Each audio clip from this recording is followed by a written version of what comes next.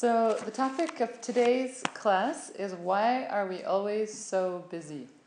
And looking at that with the context of yin and yang. So, this morning we were talking about yin and yang with Isaac and those principles. And so it's kind of nice. It actually leads right into this topic too. But then generally I want to talk about yin and yang in terms of like how we see it in nature, so in the outer world, and then how it works in our bodies. My background is as an acupuncturist and an herbalist, so that's like when I studied yin and yang and continue studying yin and yang, it's really from that background. And it was really interesting to me. I wished Isaac could come. He said he really couldn't come this afternoon, just for him to hear because there are some similarities in what he was saying, and then there's definitely some big differences. And it's just so curious to me how that works. But so what is yin and yang? He was I'm going to give you a little more background about what yin and yang really are. Basically, he did touch on the idea of this relative and absolute. So in Buddhism, we talk about relative and absolute a lot too. I think Laya also talked about that this morning in meditation.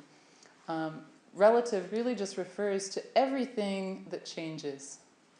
So that's everything that we experience in the phenomenal world.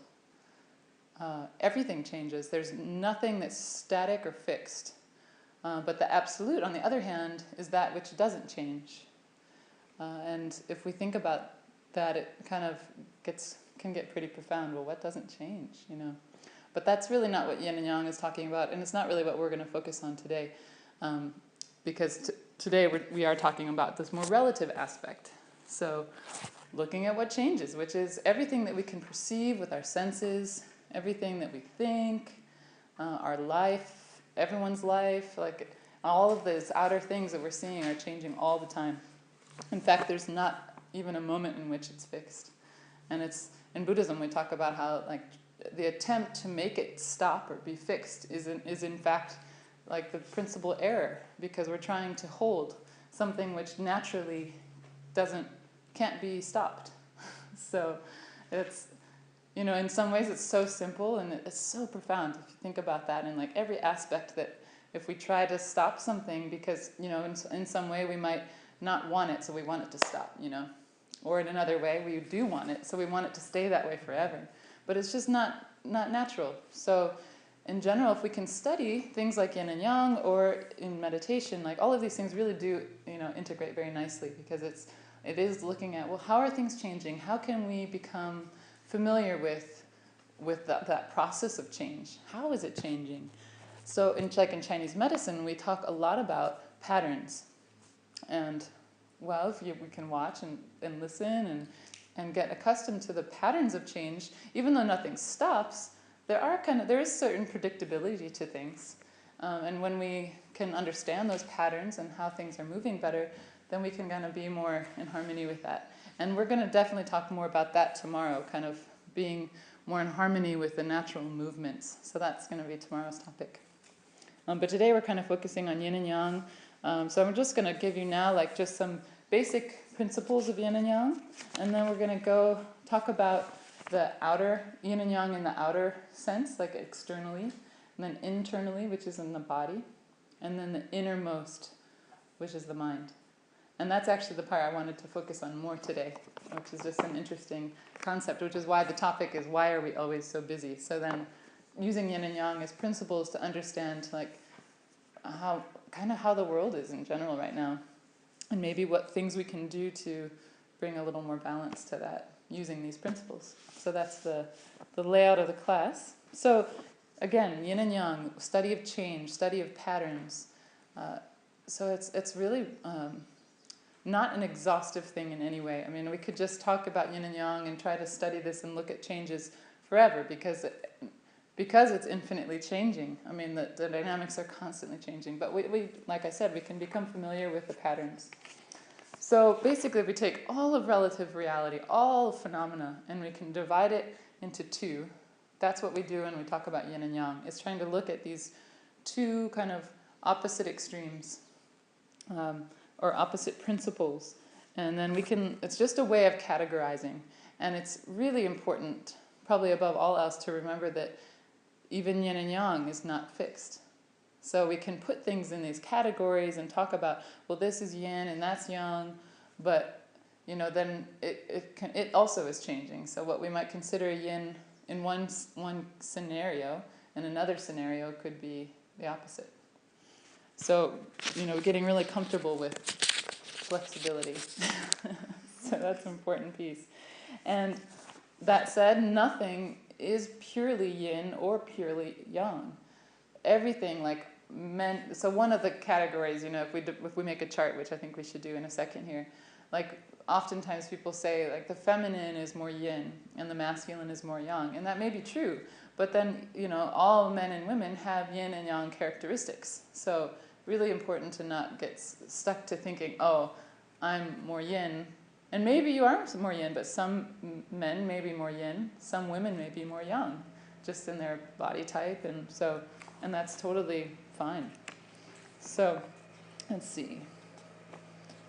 So it's an interesting thing about the absolute and the relative in union is that by understanding patterns and how things change and getting more and more familiar with the relative, that allows you to see what's not changing. And that's just a little kernel that, I'm not going to say much more than that, but just to kind of think about that. Why is it that, how is it that works, And that's really, meditation is one of the key things that helps us to see that. We become accustomed with these patterns and we see, well, what's not changing? Amongst everything that's moving, what's still?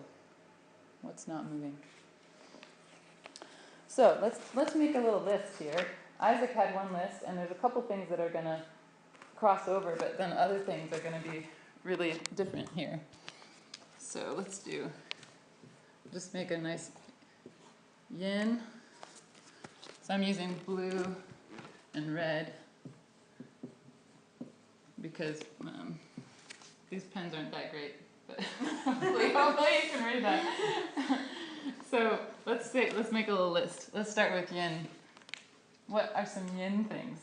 Keeping in mind that maybe some of these things are different. Salt, you said salt, didn't you? Yeah, so we're talking about the foods? The food things? Well, I don't know anything we can put anything in this list because everything fits into yin and yang.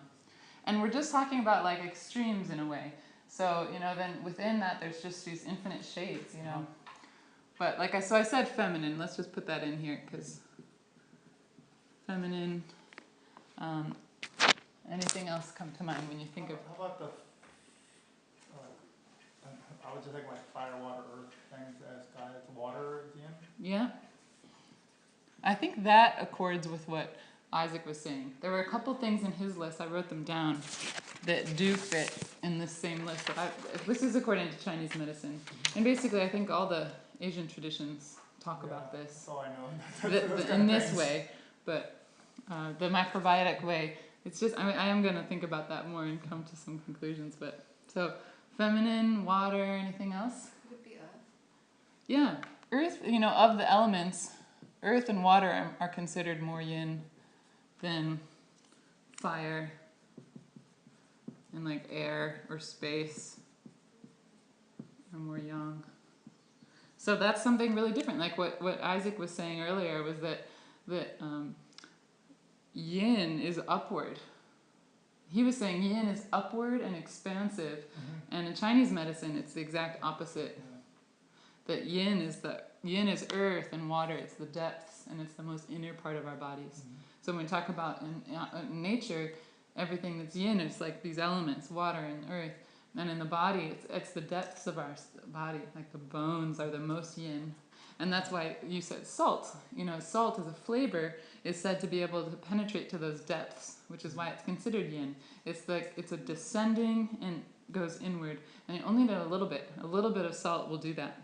But too much actually has the opposite effect. So that, I think, does touch on this interesting thing about maybe the macrobiotic principles in this, is that maybe in some ways, right. We were talking earlier, Jayshali, about how yin and yang in their extremes, when they get to their extreme state, they transform into the other. So, that, I'm sure you all have seen that picture of the yin and yang circle. And that's what that's talking about, is they're, like in this circle, they're totally they're in harmony, they're in a whole. You can't separate them. They're infinitely divisible. There's no point where you'll get to like that is the yin. It just keeps dividing into yin and yang, yin and yang, yin and yang. And then this intertransformational aspect, which is what we're saying here, which is a good example of this is a fever. So fever is extreme heat, and then when it gets to a certain level, it transforms into coolness, and you get chills.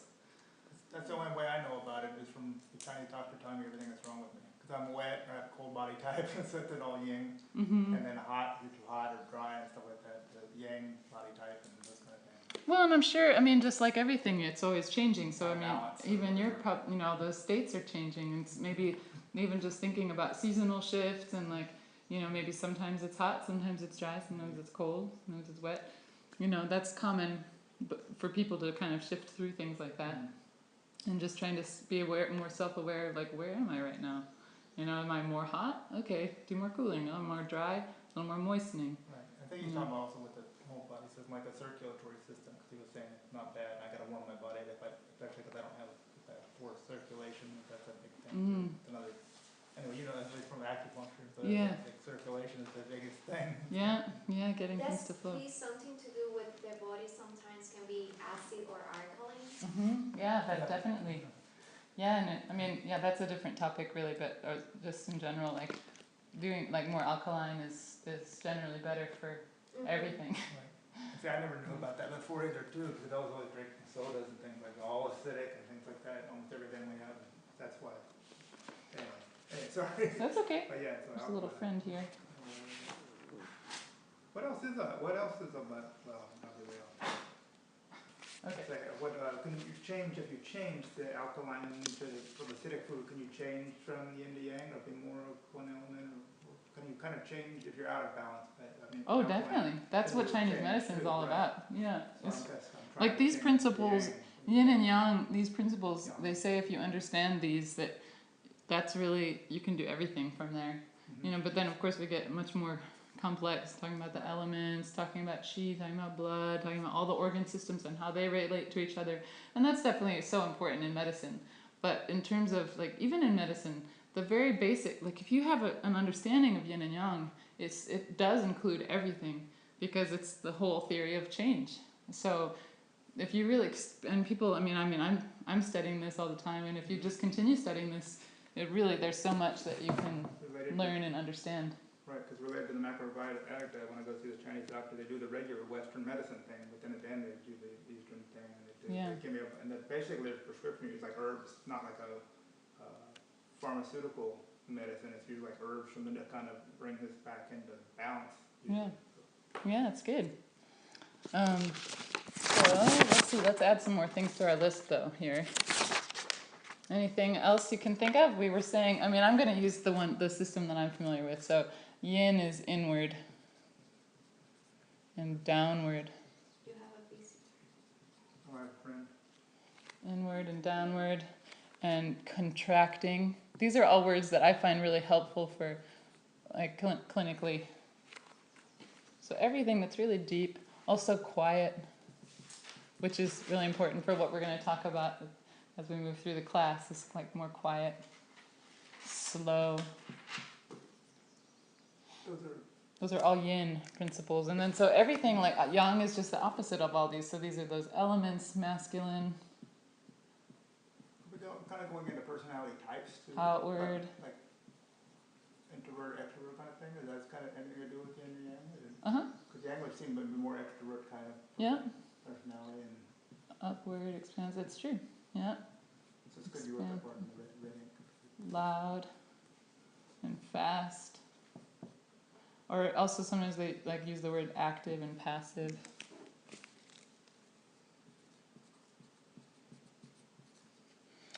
Yeah, so that's just some basic ideas. So you can get the sense that like we could just keep going. You really can just put everything into this list. But these are some really key ones I think that are helpful for kind of just what we're talking about today. So opposition. So this is the opposition, mutual opposition. Then we have that interdependence, meaning like they can't exist without each other. So these are the qualities of yin and yang. Interdependence. You can't have hot without cold. You can't have up without down. We don't even know what that means what does up mean? Unless we have this idea of the opposite. Totally like interdependent. Interconsuming was the one that we were talking about earlier, about one turns into the other. I'm going through these 5 aspects. Interconsuming, intertransformational, meaning, heat brings cold, and then infinite divisibility. So let's just go over these outer, and then inner, and then innermost. So on the outer level, I think we talked about a lot of these already. Water, cold. These are things that we can just see outside of our bodies. So, I mean, it's not like that today. Today, I guess I should be saying hot, sunny. Hot and sunny, daytime. Like daytime. Yeah, and we're in the middle of the day. So the seasons are yin and yang too? Yeah. So, like, winter is the deepest yin. Summer is the most yang. And then within the day. So I mean, all of these are like cycles, patterns. That's what all of this is the study of. So then the daily pattern, the noontime is the most yang, and midnight is the most yin, and then in between. So we move. It's just constantly moving. Again, never fixed. There's just this continual movement from one to the other. Like the morning time, the dawn is like leading into yang. Yang within yin, they call that. And then yin within yang is at dusk time, as the yin is starting to come into the yang. And so it's that going from one to the other. For instance, I had the privilege of seeing the dawn this morning. Mm-hmm. Yeah. So at 3 o'clock, there was the quarter moon, but the birds had started singing. Mm. And then, as I couldn't go back to sleep, I sat and watched, and it was just so interesting because I thought, well, the moon's going to go down, the moon's going to set. The moon didn't set, and the sun, the light appeared. Yeah. The moon was still there, and it was just so all interdependent. Yeah. You couldn't tell where one ended and the other. Oh, I love that. Yeah. Started. That's great. Yeah, like twilight has that energy too. Oh yes. Yeah, and sunset. I mean, it's kind of magical. It is. So a lot of these things actually, I would say, are like this outer level of yin and yang. I pretty much have put everything into that category that we've done so far. So again, paying attention to the seasons is so great. It's appropriate in the summertime to just be more active. It's more yang. So doing all these like more socializing, more like just engaging and doing activity. And then on the opposite end, in the wintertime, it's natural and it's harmonious with the season to be quieter, to do more reflection, to kind of gather up our energy, sending our energy like to the roots, like plants do. We do the same thing. And that's really healthy. It's really good to do. And if we try to skip that or think that's like not good or somehow we have to like push through and not be doing that, we're kind of missing out on this really important process that is natural and healthy to do. Because that's where we kind of reach down and gather like the new ideas, new creative energy comes through that process. That's something that I think when you're born in or you live in Iceland, like Puerto Rico, you are young all the time because it's summer all the time. Really. Yeah. Like we don't really sit down. It's like, so it's hard when you move here and then you have the seasons like, Right. now we have seasons. I didn't know about this. Yeah. I bet it's different. But also like, it's so important paying attention to your climate. And so if you were in, growing, it's not like I'm sure there are aspects of the yin that come, even if it's not so extreme, but then it's probably natural for people to be more outgoing and everything. And that's fine. That's living in harmony with that climate. And likewise, like in the icy climate or something, I'm sure they just tend to huddle up and be quiet and not do that much. So, it's not bad. It's just, yeah. So let's just move into the inner yin and yang. So this is where we're talking about the body. So these same ideas, but then how do they apply to the body? And again, we're going to really focus more on the innermost, I think, today, because even like once we go into the body, it gets really technical, talking about all the organs and all the organ systems, and but we can talk about it a little bit. So, like in Chinese medicine, there are yin organs and yang organs. Typically, the yin organs are actually the most vital organs. I'll list them here.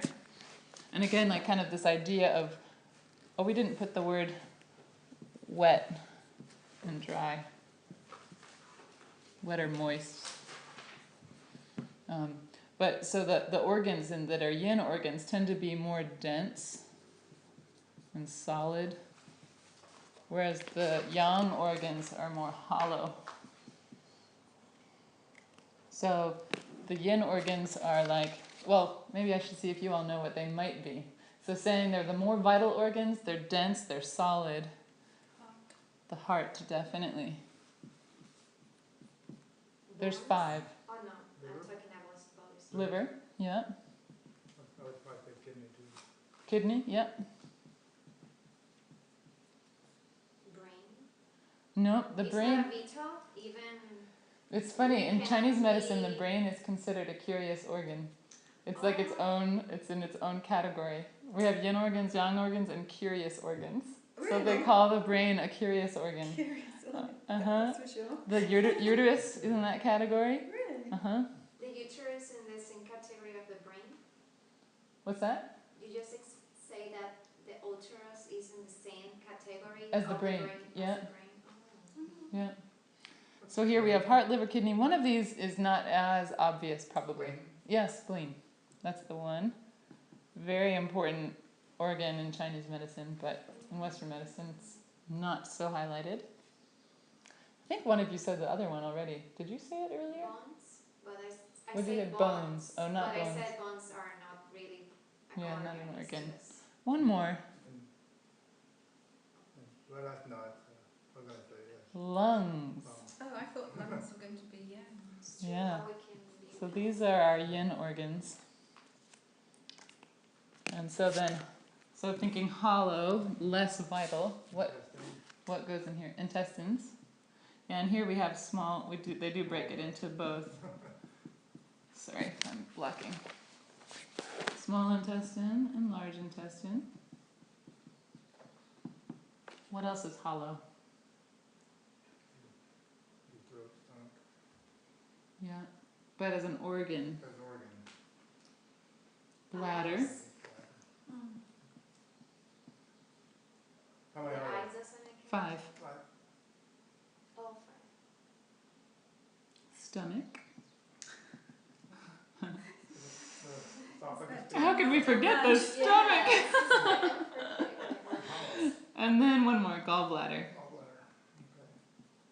So brain is not even there. It's a Brain's curious- not it's a even curious- here. It's a curious organ. Yeah. Do you think it was because they found it mysterious? Like the brain and the uterus are mysterious? I think it was something like that, like just not seeing really, well, how is that really playing a part in here? Because even in terms of the mind, what in Western society we really think of the mind as being in the brain, right? Mm. But in definitely in Chinese medicine, we talk about the mind being in the heart. That the mind is housed in the heart, and that's why actually the heart is seen to be such an important organ and meridian system, because it's like they call it like the monarch. The heart, it's a feminine, role that she really is overseeing everything in the body. And in fact, they really revered the heart so much that you wouldn't even, like in terms of acupuncture and the meridians, you wouldn't treat the heart directly, because there's a lot of ways you can treat the heart, nourish the heart indirectly, but it was like so kind of sacred and special, and not to really be taken lightly, that you don't just go directly there. You need to kind of sneak up on it. But also just that the mind is housed here. And how important that is to think about what they call the Shen, or the spirit, as really close to what we call the mind, is really here. This is primary. So That's the yin and yang organs, and then so we have yin and yang organs. We also have yin and yang meridians. So when we talk about acupuncture and the meridian system, there's yin meridians, there's yang meridians, and they accord with these. So it's like the spleen meridian is a yin meridian, heart meridian is a yin meridian, and vice versa. And similar qualities like that we have like definitely apply to this inner level, like talking about moisture and cooling the body. Those are all yin activities. So sometimes like if we see something if something's dry, for instance, in the body, like dry eyes, that might be due to yin, what we call deficiency, or a lack of yin. And I'll just touch on this, but we do kind of from yin and yang, the next step that you would take in terms of in the medical world, like talking about in Chinese medicine, what you do, you kind of move from there into qi and blood. So in a way, I like to draw this. So I guess, maybe I'll use this down here. So we have yin and yang. I'm just going to divide the circle in half. It's a little easier to see. So yin and yang, and then qi and blood are like this. They're still within yin and yang. It's like a subset of yin and yang. It's getting more specific, but we can still say, like if this is yin, if this side is yin, blood would be over here because it's moist, and then over here is yang, and qi is here because yang is the more subtle, it's the more light, immaterial aspect, and qi is said to be a similar way. It's less extreme. These are less extreme as yin and yang. Because like I said, they're getting more specific to talk about it that way. So to say actually something, say in health, to say someone has a yin deficiency or a yang excess is a little bit of an extreme statement. It definitely happens, especially in the extreme ends of our life, or beginning and end of life. Like when we're really young, that's said to be the most yang time of our lives, where we have a lot of active energy going on. So we tend to be really hot. Like children, you feel the pulse of a child, it's always fast.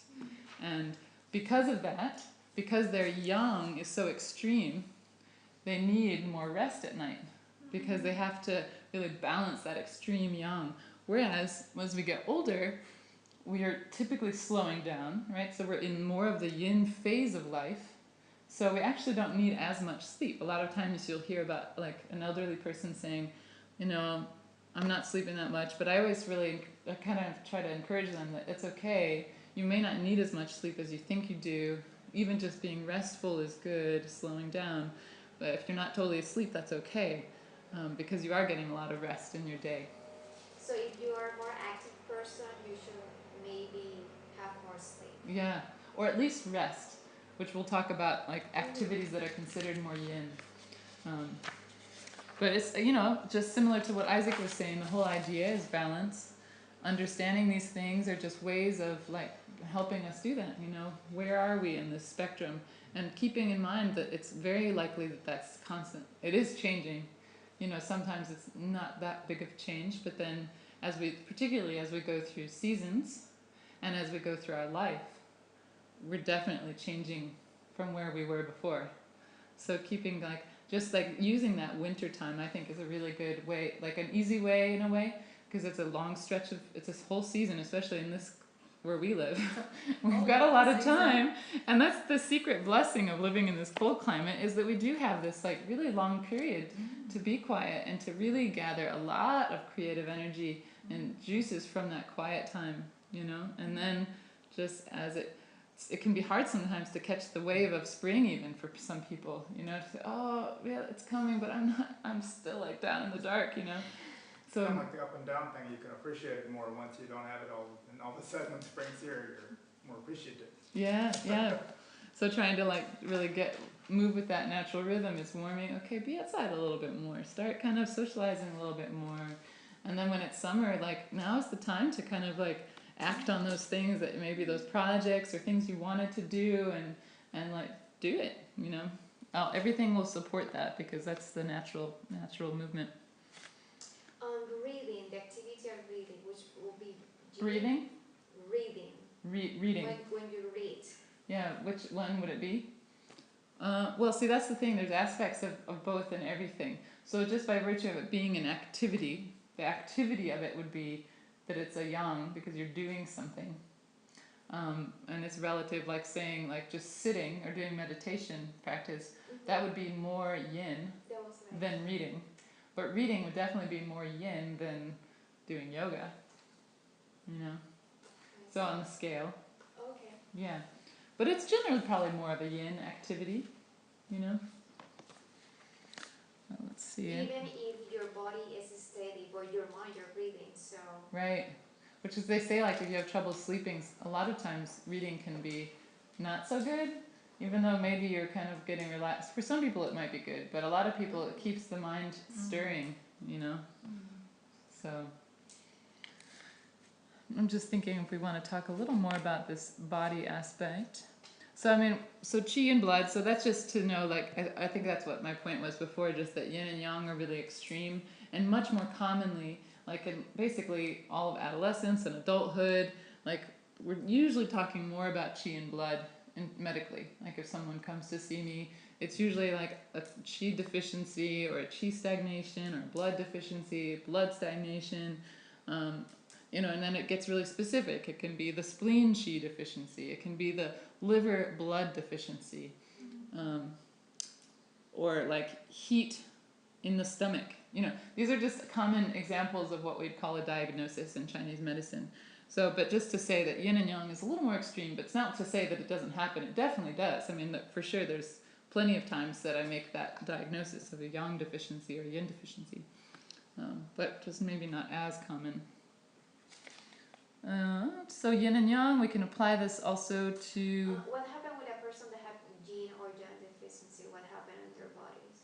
Well, that's a complex question. There's a lot what that can look like. But one of the biggest things that they say that you have to have in order to make that diagnosis is to have a yin deficiency, you have to see signs of heat. Does that make sense? And to have a yang deficiency, you have to have signs of cold. So there could be all these other things that might lead you to that, but if they don't show signs of heat or cold, it's probably more still in the qi and blood level. Or something else is going on, you know. So that would be kind of like a ruling out kind of process with somebody. Yeah. Like someone I have with lethargic and tired, how to rule out what is causing it. Or, definitely. Right. Yeah, in fact, I mean, I don't I'll know just if I'm put yin this. or if I have a deficiency. I get tired a lot now, but I exercise a lot, but then some days I'm really, really tired, and I don't know if that's just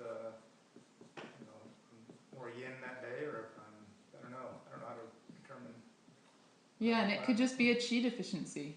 Qi is like our energy, you know. That would mean what? I didn't maybe meditate would be the first step, or just or what would, I don't know what to do.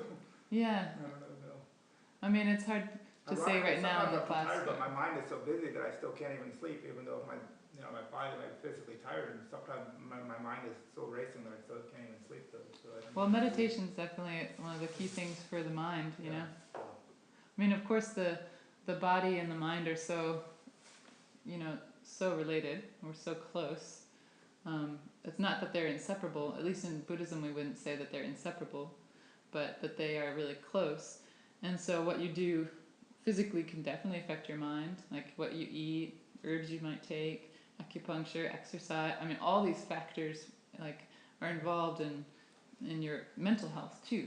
But you can also start with the mind, and definitely in Buddhism they'd say starting with the mind is primary. But that said, it's really important to have a good healthy sense of ego before you try to go beyond ego. If you start in mental illness and things like that, it's really not recommended to just jump into meditation, because usually people have to sort out some other things first before they can let go of that. Meditating on the wrong things. Yeah, it can just kind of be but meditation is definitely so specific for the mind.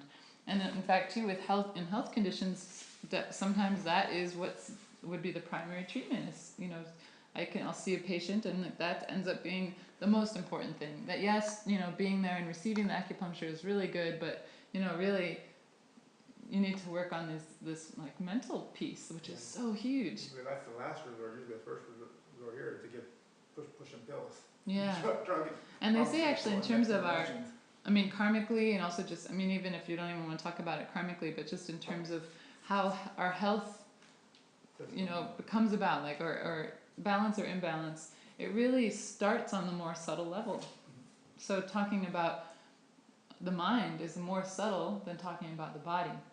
By the time we have something showing up on a physical level, it's already been happening on a subtle level for a while. So definitely it's good to address the physical.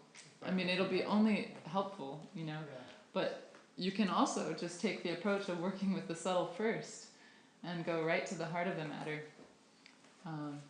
And depending on like how committed you are to that process, then that can be really profound and great, you know. But if, you know, if you're not, maybe you're not there yet, or wanting to do that, or interested in that, or whatever, you know, then definitely the physical is so important too, and not to be neglected. And I mean, it's good to, in an ideal world, we're working on all of these levels all the time and paying attention to all of them, aware of them all, and trying to integrate and just be more integrated person. You know, I that's believe, yeah, a lot of things are psychosomatic. You can really make yourself sick, and you can really make yourself well. yeah, and I think that big key, like that Isaac was saying too, about being open, like with dietary things, like it's great, like to be committed to something and try to follow through with something, but like at the same time to always have a sense of openness about it, because that's otherwise we won't keep growing. You know, but the moment that we stop and say this is it, or this is all I want to do, or like there's nothing else, these big kind of swooping statements, we kind of stop the potential that we have for change, or like, you know, how open are we? Like how much can we receive? How much can we, you know, that's the limit. Whatever we place on it, that's our limit. And so I kind of realized that myself earlier, talking earlier, and I kind of look at things, you know, looking at things in absolutes is really kind of limiting stuff. yeah, especially when we try to apply it to the relative, which is always changing. Yeah. So maybe this actually is taking us naturally into the more innermost level that we're going to talk about. Any questions about where we're at here? What's happening? Sorry, I was trying to record this. I'm just making sure it's working. Oh yeah, okay. What time is it though? Oh, we're good. We have plenty of time. So any questions about the outer inner level of yin and yang? Seems pretty good, right? I mean, this was one little thing. I'll just say the 8 principles I was going to mention. This is a way that you can kind of figure out, real on a basic level, like what's going on. Kind of teasing apart some things is the 8 principles. So it's hot and cold. So asking these questions: is it more hot? Is it more cold? Is it more interior, or deep, or exterior? Is it more deficient? I was saying that word earlier. Deficient or excess? Or is it more yin or more yang? So if you're trying to figure out something on the health level, or really on any level, but you can use these. This is particular for Chinese medicine, the 8 principles. So I mean, that's one of the core things we learn, you know. If you get all these different symptoms and all this is happening and that's happening, and if you ask these questions, it'll really help you tease apart what's what and make better sense of it. All right, so let's move into the innermost. So this is using yin and yang, not just how they are in the world, or outer phenomena, or in nature, or the body, and with health, but how they apply to the mind. So in terms of activities that are yin, things like sleep and dreaming are more yin. Meditating, just slow movement is more yin. Reflection. So if you think about it, these are the kinds of things that aren't happening that much in the world, right? So much. On the other side, like the yang side is more rapid movement, well, movement in general, and then movement that's rapid, right? and more like the daytime. So like kind of pretending that it's always daytime and it's always summer.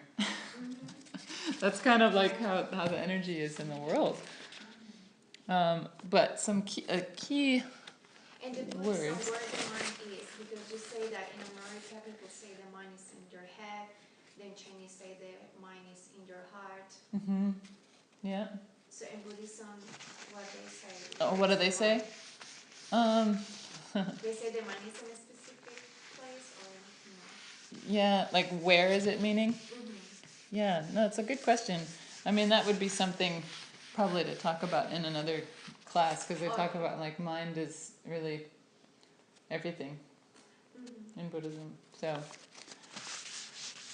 yeah, well, we can talk about that more later. Showing mental awareness, right? But a couple, sorry, this is not a proper eraser, but so kind of these key words that I think have been really helpful for me to think about in terms of yin and yang. Yin means to include, and yang is to transcend.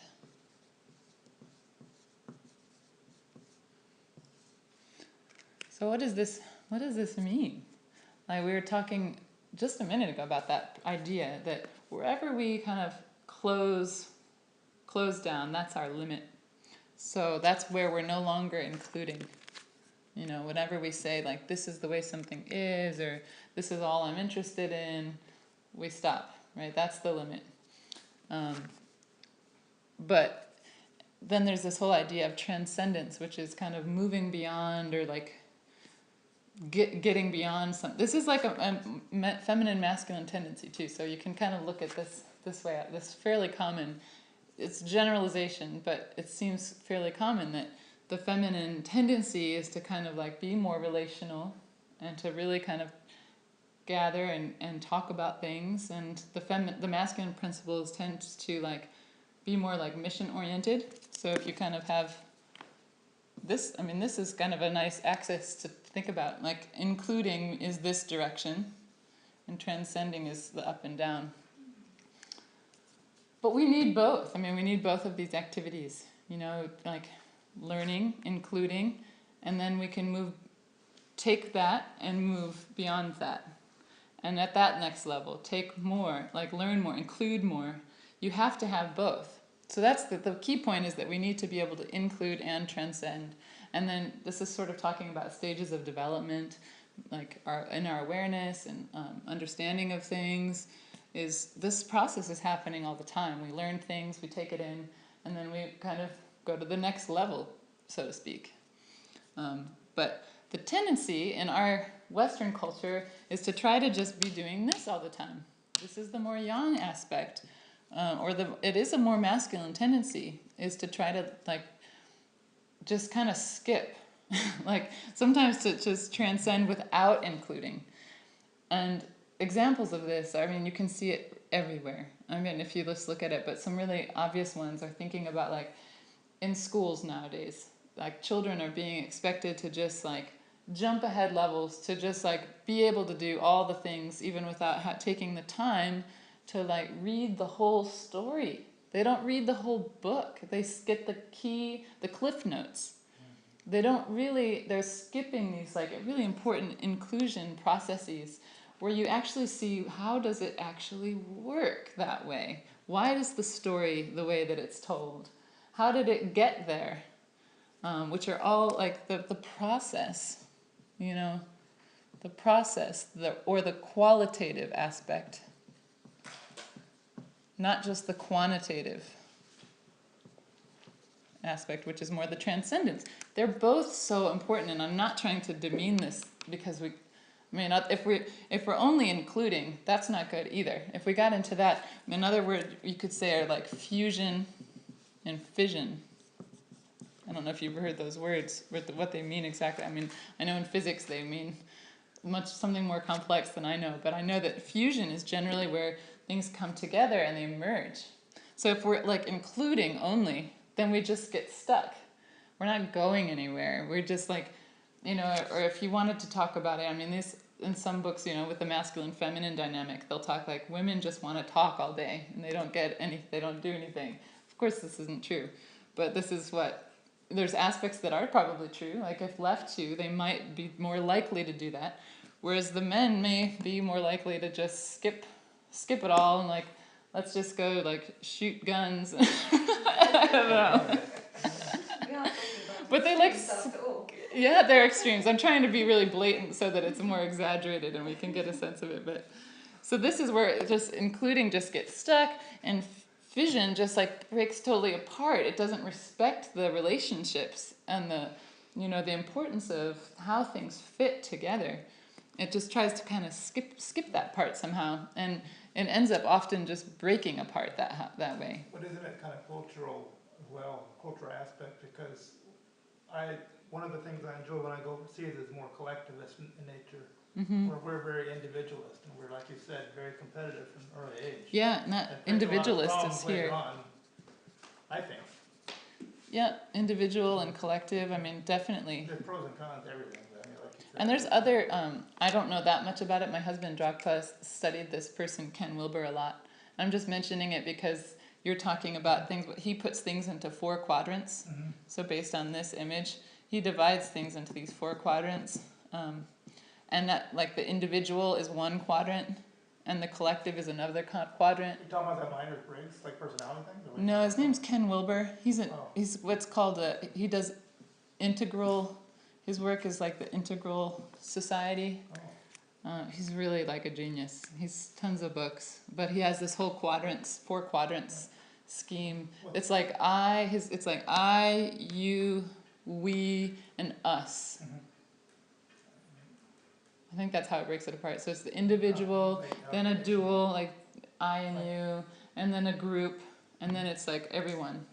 So that ideally we can, again, like we're talking about that earlier, with the subtle to the gross levels, which so mind, emotions, and physical, integrating that, as well as integrating it with a sense of respecting the fact that, yes, it's true that there are individual needs that we have.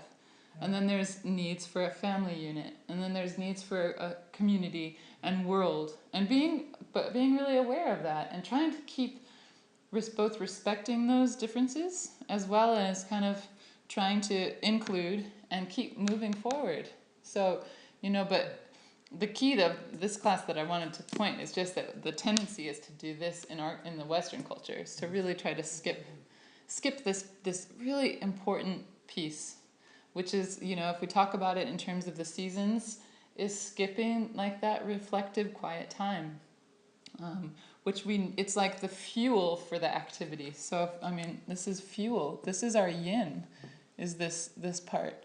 And we can't just go. We need fuel to go. It's, again, they're totally based on each other. And then if it's just the fuel sitting there, it doesn't really go anywhere. All action and no thought, too. Yeah. Yeah. It kind of goes back to the said in the very beginning of the classes that, with this respect to the absolutes, when you think that your way is the only way, then you kind of already stopped learning about other things. Yeah. That's kind of what I see a lot, too. Yeah, it's really true. It's really, really true. I'm just looking to see production versus process.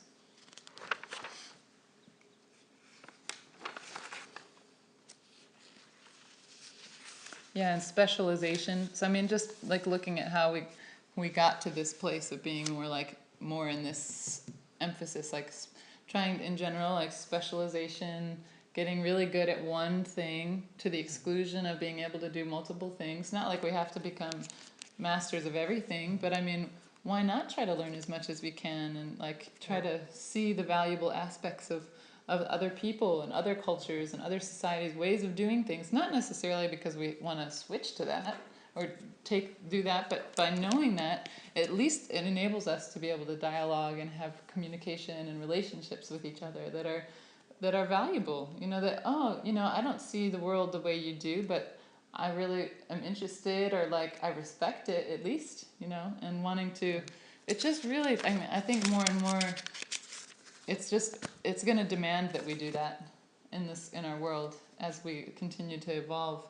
If we don't do that, one of these extremes is going to fall apart, and it's going to be fission, because this is the what we're emphasizing more, just like breaking apart, because we depend so much on each other for everything. There's no natural curiosity anymore about anything else either. Yeah, a lot what's of right in it. front of my face is the only thing that matters.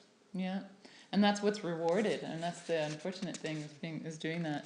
So trying to like reward and honor and say, yes, so that's really good. You're taking time to rest, you know, and do take time to rest, or like, and doing that together too. Like we can do those things together.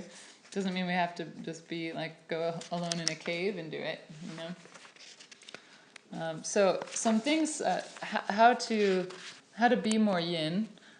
Things we can do are just simplifying our life is a huge thing we can do. Less is more, according to yin, you know. Simplify and have the essentials covered in our life, like what we need, and then that's enough. And just really like work with that. And that's just a natural way of slowing down. But I think that's a really big key. Less is more.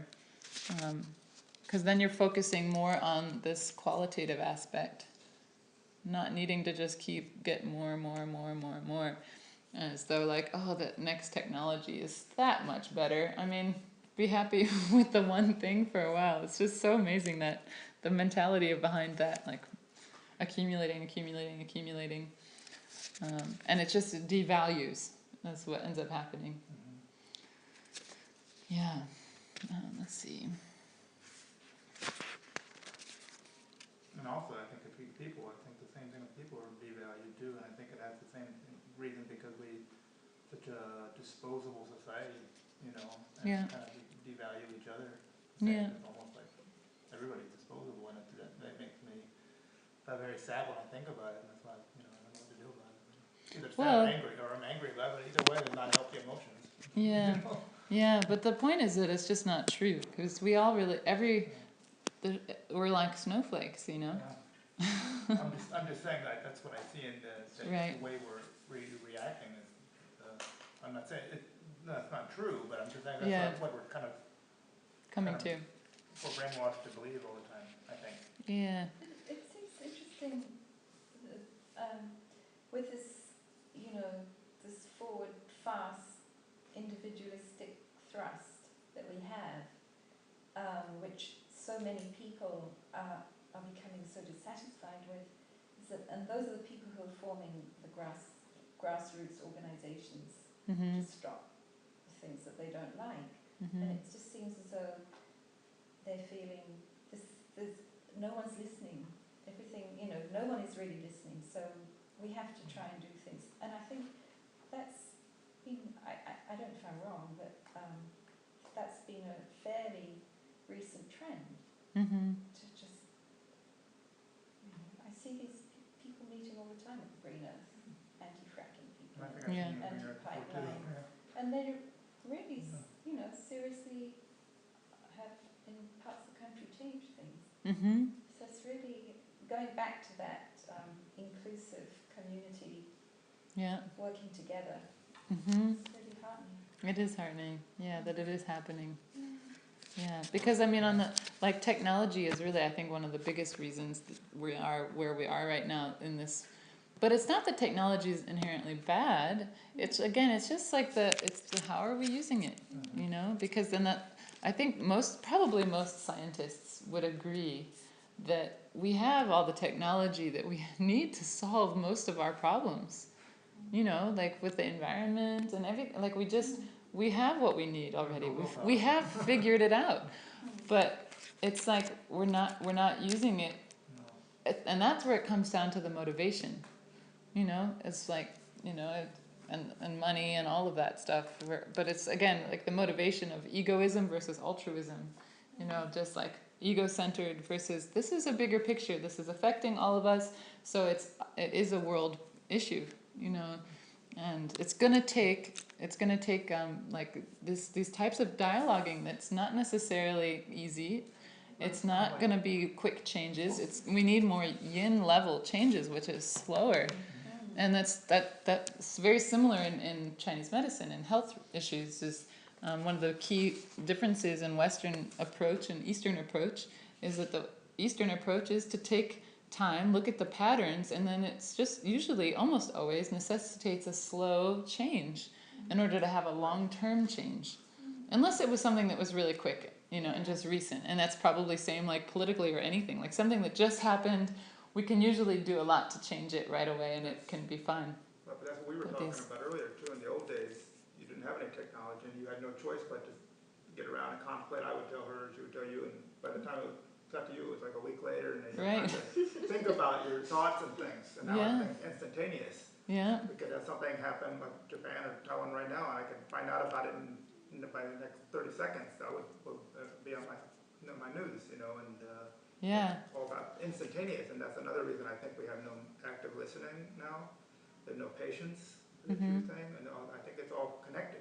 It is. And the sad part too is that something can be so sudden like that, and we might think that it needs a sudden fix. And a lot of times like that was a long time coming, like these natural disasters and things. A lot of times like it's really been like because of the things that we've been doing for so long. Or like fracking, it's just like...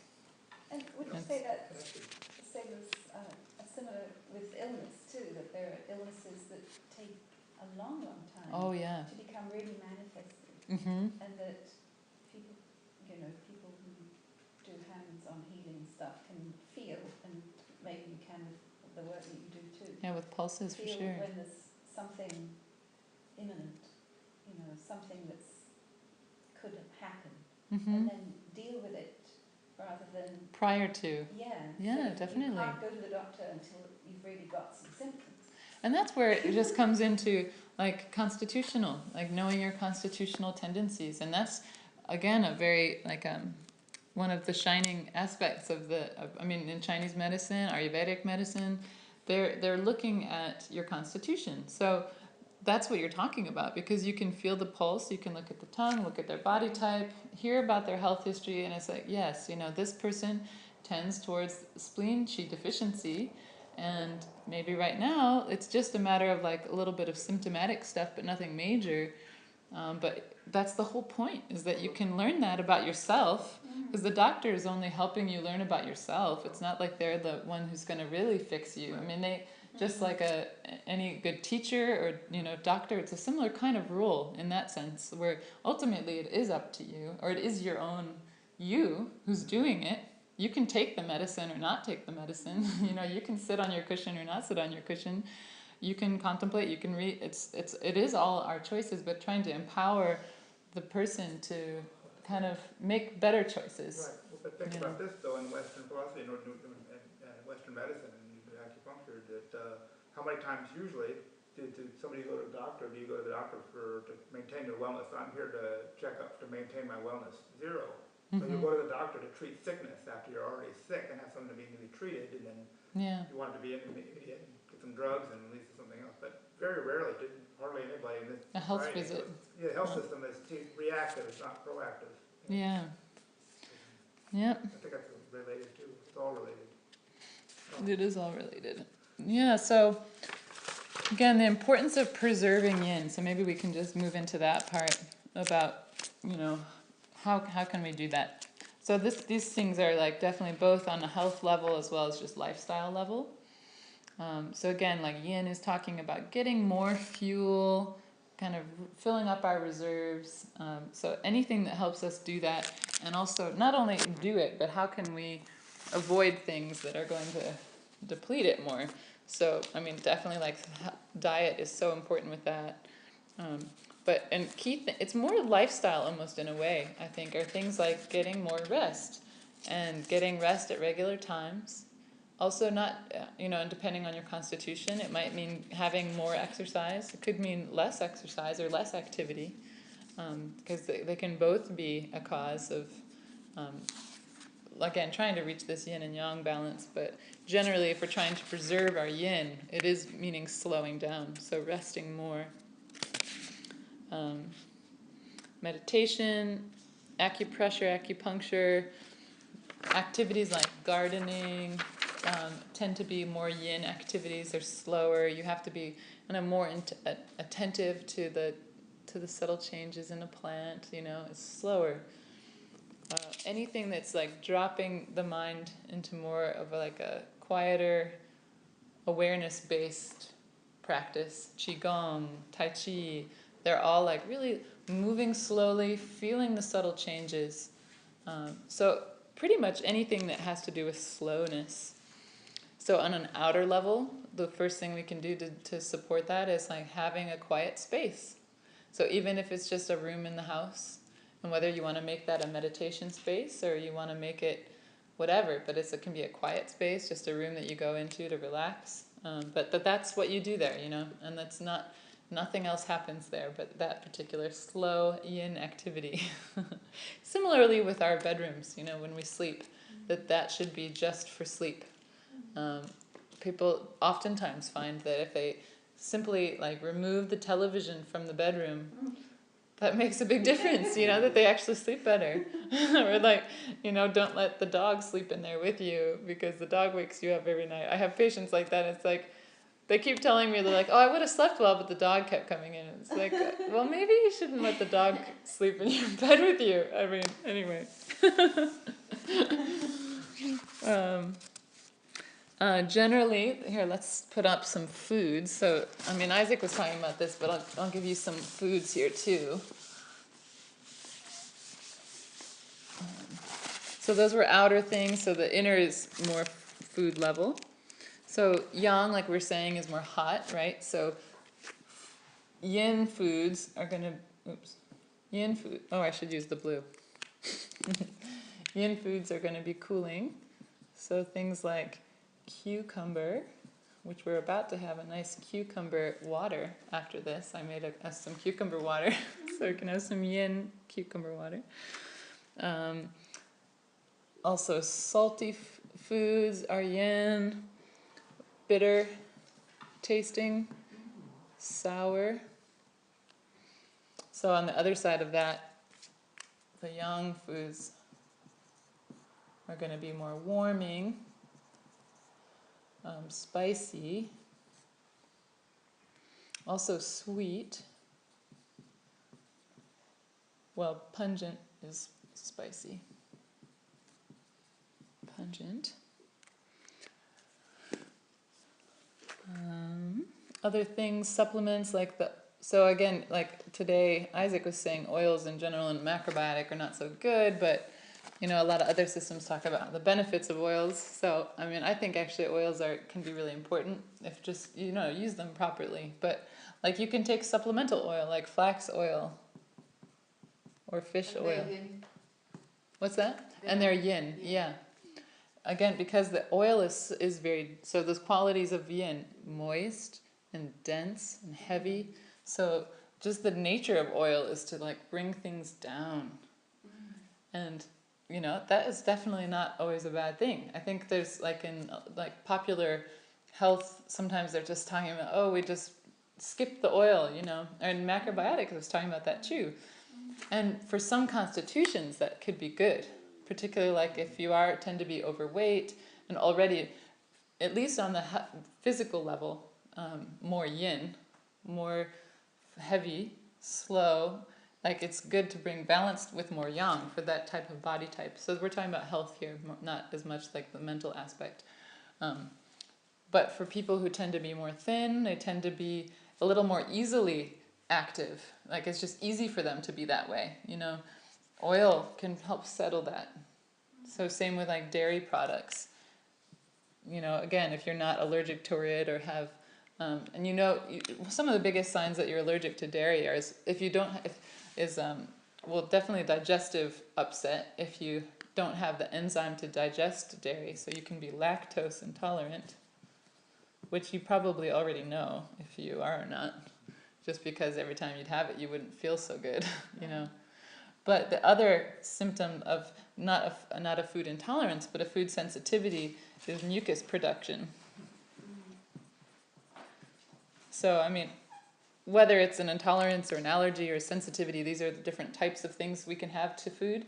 It doesn't really matter so much ultimately because it means our body's just not processing it well. So whether you get tested by the doctor for a food allergy, that's what I'm saying. It's not as important, but just to pay attention to how you feel. Like when you eat dairy, if you have digestive upset, that usually means you don't have the enzymes to break it down in your digestive system. Or if you, when you eat dairy, you get a lot of mucus production because it is heavy and wet and moist. It can lead to that in certain constitutional body types. Then it's probably not so good for you.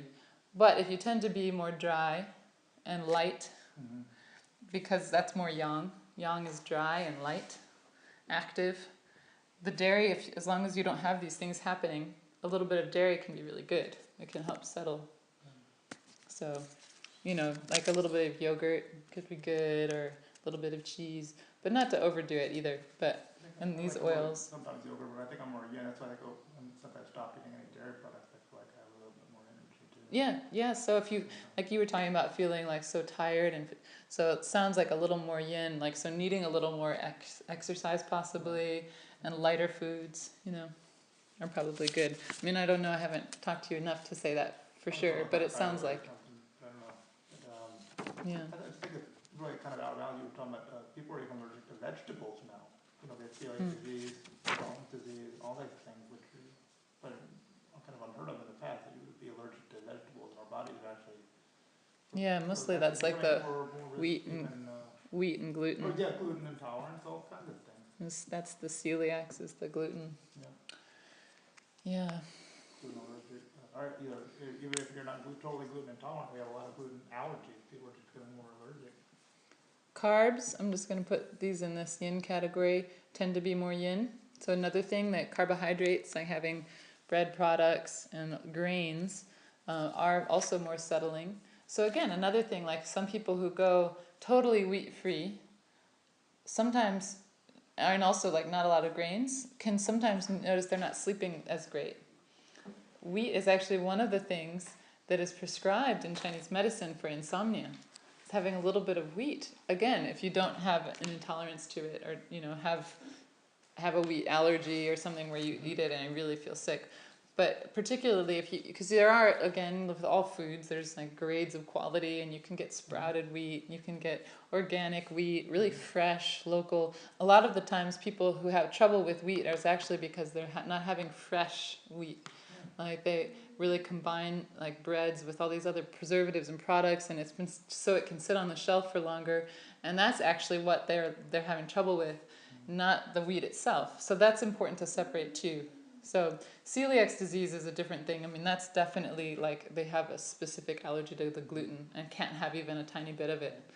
But some people, it's just that they're not having fresh. It's not fresh. Right. So it's important to just look at so many factors. But for Crohn's, actually, you guys rejecting you can't have it fresh because you haven't had it in so long. You just kind of hard. You can't even eat a salad without. Yeah, Crohn's can be complicated. Yeah. But if I, for instance, hypothetically, have been sleeping well, maybe wheat I could have, and I don't big dairy products, maybe like sprouted wheat and things like possibly could. Yeah. As well. Yeah, if you've been more young, like because they're more yin, so then if you've been like a lot more active, like it could be good to like settle a little bit more. Some other foods. I'm just going to give you a food list of yin foods. I'll write them up here. Millet. Seaweed. I already said wheat, right? There's another grain called teff, amaranth. These are all good yin grains. And most beans, but especially black beans and kidney beans and mung beans, beets, grapes, blackberries, raspberries,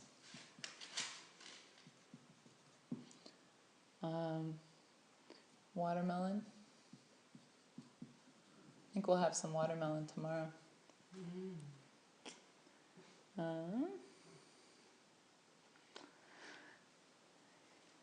Yeah. Corn. Corn? You say corn? Corn. I don't have corn on my list. I'm not sure where that would fall. How about tomatoes? No, they're more young. They're young. I don't know if you all have heard of aloe vera juice or gel as a supplement. That's definitely very yin, very moistening, so good for dryness, symptoms of any kind. You can take aloe vera juice. In Puerto Rico, you take that a lot for. We believe that cures many things. If you're at aloe vera all the time. Yeah, yeah, it is. I think it is really good. Like it's just this very similar effect on the inside of the body as it has on the outside. Even for That's really- scars, like my brother just had like an accident on a bicycle. He was a kid, and people thought that he had a motorcycle accident because he fell in his face. Anyway, my mother put aloe vera and no scars at all. In his on his scars. In his face, I mean, in your Skin. Yeah. in your skin, and he didn't have any scars after that. Wow. So even for that, we treat aloe vera like it's very magical thing for everything. Yeah, that's great. So these are more like all these foods and everything, and also so just sleep, water, and deep breathing. These are just some basic things, but like doing more of those are just inner practices that we can do to help. So water, sorry, I'm writing sideways. Breathing and sleep. Or just, I mean, it sounds so common sense, but not forgetting those things. It's just, that's a way that we can help for our health, be more yin. And then on the innermost side, so we've done like the outer, so the outer level is really the space, creating a quiet space and taking time to be there and do that. And also engaging, even when we are engaging in an outer way with others and doing it in a really meaningful way that's really respectful and like, trying to cultivate healthy relationships like that. So those are outer things. These are the more inner things for health. But on the innermost side is really just kind of giving ourselves permission to look at this stuff and do what we need to do to help both ourselves and others, and being honest about what that means. It might not be so obvious. It might not be like what we've been doing. So again, like taking those opportunities to stop, to contemplate, take a walk, take a breath. It's okay, like remember it's okay, I think at Padma Samyaling here, I mean we're definitely doing a lot. We're a very active center, but saying these things sounds a little funny because it's like, well, of course it's okay. We all like that. That's what we're trying to do here, is really support each other in that. But in the world, all I have to do is go out in the world, and it's like, oh right, these messages are really important for people to hear. Like it's okay, it's okay to take time. Like in fact, you're actually doing such a good service to yourself and for anyone who has contact with you by doing something like this weekend. Taking that opportunity and putting the effort to make it happen, So I think that's all I have.